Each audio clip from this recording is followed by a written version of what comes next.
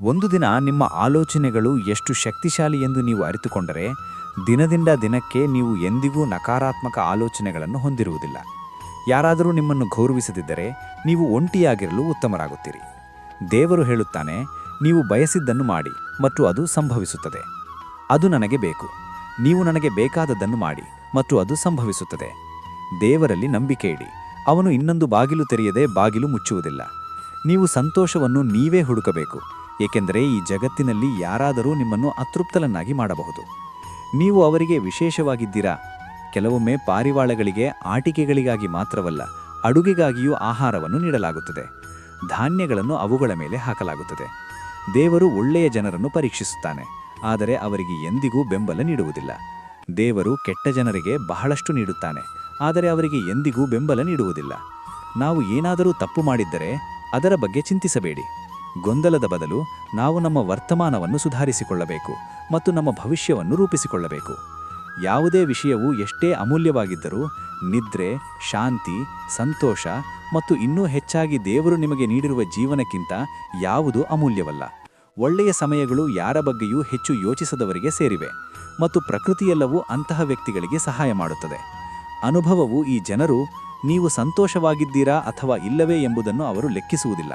ನೀವು ಅವರನ್ನು ಸಂತೋಷಪಡಿಸುತ್ತೀರೋ ಇಲ್ಲವೋ ಎಂಬುದನ್ನು ಮಾತ್ರ ಅವರು ಕಾಳಜಿ ವಹಿಸುತ್ತಾರೆ. ಅದಕ್ಕಾಗಿ ಒಳ್ಳೆಯವರಂತೆ ನಟಿಸಬೇಡಿ. ದೇವರು ನಿಮ್ಮನ್ನು ಹೊರಗಿನಿಂದ ಅಲ್ಲ, ಒಳಗಿನಿಂದ ತಿಳಿದಿದ್ದಾನೆ. ನೀವು ಕೆಟ್ಟ ಸಮಯವನ್ನು ಎದುರಿಸುತ್ತಿದ್ದರೆ ಮುಂದುವರಿಯಿರಿ, ನಿಲ್ಲಿಸಬೇಡಿ.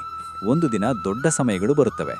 ಒಮ್ಮೆ ರಾಧೆ ಶ್ರೀಕೃಷ್ಣನನ್ನು ಕೇಳಿದಳು, ಪ್ರೀತಿ ನಿಜವಾದ ಅರ್ಥವೇನು? ಶ್ರೀಕೃಷ್ಣ ಮುಗುಳು ನಗ್ಗಿದರು. ರಾಧೆ, ಸ್ವಾರ್ಥ ಎಲ್ಲಿದೆಯೋ ಅಲ್ಲಿ ಪ್ರೀತಿ ಇಲ್ಲ. ಕೆಟ್ಟ ಸಮಯದಲ್ಲಿ ನಗುವ ತಪ್ಪನ್ನು ಮಾಡಬೇಡಿ. ಕಷ್ಟಗಳ ಮುಖವನ್ನು ನೆನಪಿಟ್ಟುಕೊಳ್ಳುವ ಸಮಯವಿದು. ಕಷ್ಟಗಳು ನಾವು ಅವುಗಳ ಬಗ್ಗೆ ಯೋಚಿಸುವುದರಷ್ಟು ದೊಡ್ಡವಲ್ಲ. ನೆನಪಿಡಿ, ದೇವರ ಬೆಂಬಲವು ಪ್ರತಿಯೊಂದು ಕಷ್ಟವನ್ನು ಸುಲಭಗೊಳಿಸುತ್ತದೆ. ನಕಾರಾತ್ಮಕ ಜನರಿಗೆ ನೀವು ಕಡಿಮೆ ಪ್ರತಿಕ್ರಿಯಿಸಿದಷ್ಟು ನಿಮ್ಮ ಜೀವನ ಅಷ್ಟೇ ಉತ್ತಮವಾಗಿರುತ್ತದೆ. ಅನೇಕ ಹಾಸ್ಯಗಳು ಕೇವಲ ಹಾಸ್ಯಗಳಲ್ಲ, ಆದರೆ ಜಾಣತನದಿಂದ ಹೇಳಲಾದ ಸತ್ಯಗಳು. ನಿಮಗೆ ಮೌಲ್ಯವಿಲ್ಲದ್ದಕ್ಕೆ ಹೋಗುವುದನ್ನು ನಿಲ್ಲಿಸಿ.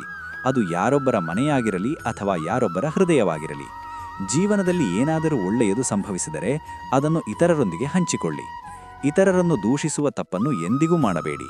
ನೀವು ಎಷ್ಟೇ ಒಳ್ಳೆಯ ವ್ಯಕ್ತಿಯಾಗಿದ್ದರೂ ಯಾರೊಬ್ಬರ ಕಥೆಯಲ್ಲಿ ನೀವು ಇನ್ನೂ ಕೆಟ್ಟ ವ್ಯಕ್ತಿಯಾಗಿರುತ್ತೀರಿ. ಜನರು ಯಾವಾಗಲೂ ತಮ್ಮ ಸ್ವಂತ ಸ್ವಾರ್ಥ ಹಿತಾಸಕ್ತಿಗಳ ಆಧಾರದ ಮೇಲೆ ನಿಮ್ಮ ಸಮಸ್ಯೆಗಳಿಗೆ ಉತ್ತಮ ಪರಿಹಾರವೆಂದು ಭಾವಿಸುತ್ತಾರೆ. ನಿಮಗೆ ನಿಮ್ಮ ಬೆನ್ನಿದೆ, ಇತರರಿಗೆ ಸಲಹೆಗಳಿಷ್ಟೇ ಇರುತ್ತವೆ. ದೇವರಿದ್ದಾನೆ. ದೇವರು ನೀವು ಪ್ರಾರ್ಥಿಸುವ ಸ್ಥಳವಲ್ಲ, ಆದರೆ ನೀವು ಎಲ್ಲಿ ಎಂದು ಎಣಿಸುತ್ತೀರಿ.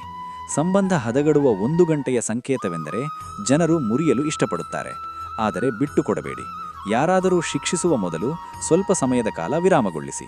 ಮತ್ತು ನೀವು ಯಾರೊಬ್ಬರ 1 ತಪ್ಪನ್ನು ಕ್ಷಮಿಸಿದರೆ ದೇವರು ನಿಮ್ಮ 100 ತಪ್ಪನ್ನು ಕ್ಷಮಿಸುತ್ತಾನೆ.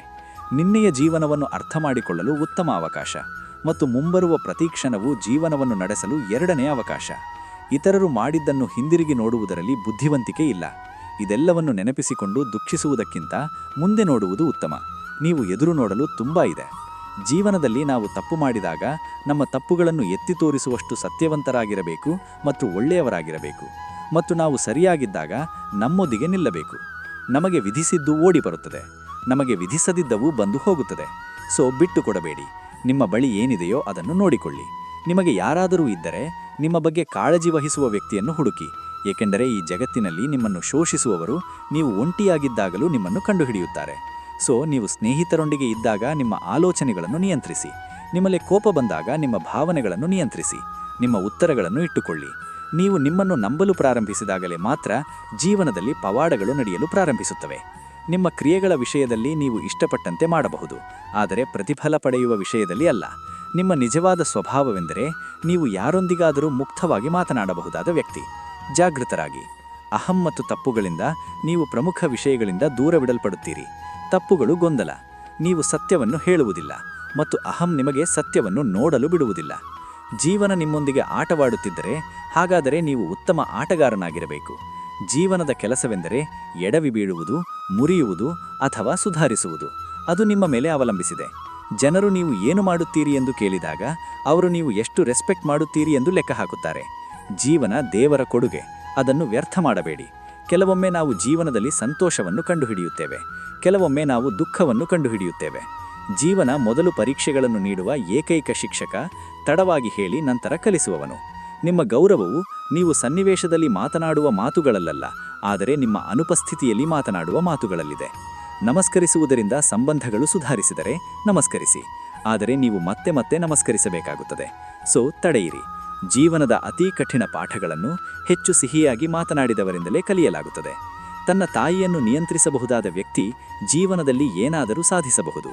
ಪ್ರತಿಯೊಬ್ಬರೂ ವ್ಯಕ್ತಿಯ ಒಳ್ಳೆಯತನದ ಬಗ್ಗೆ ಮೌನವಾಗಿರುತ್ತಾರೆ, ಆದರೆ ಚರ್ಚೆಯು ಅವನ ಕೆಟ್ಟತನದ ಬಗ್ಗೆ ಆದರೆ ಮೂರ್ಖರು ಸಹ ಮಾತನಾಡುತ್ತಾರೆ. ಶ್ರೀಕೃಷ್ಣ ಹೇಳುತ್ತಾನೆ, ನಾನು ನಿಮ್ಮ ಭೂತಕಾಲವನ್ನು ಸರಿಪಡಿಸಲಾರೆ, ಆದರೆ ನೀವು ಪ್ರಸ್ತುತದಲ್ಲಿ ಕೆಲವು ಒಳ್ಳೆಯ ಕಾರ್ಯಗಳನ್ನು ಮಾಡಿದರೆ ನಾನು ಖಂಡಿತವಾಗಿಯೂ ನಿಮ್ಮ ಭವಿಷ್ಯವನ್ನು ನಿಮಗೆ ತಿಳಿಸುತ್ತೇನೆ.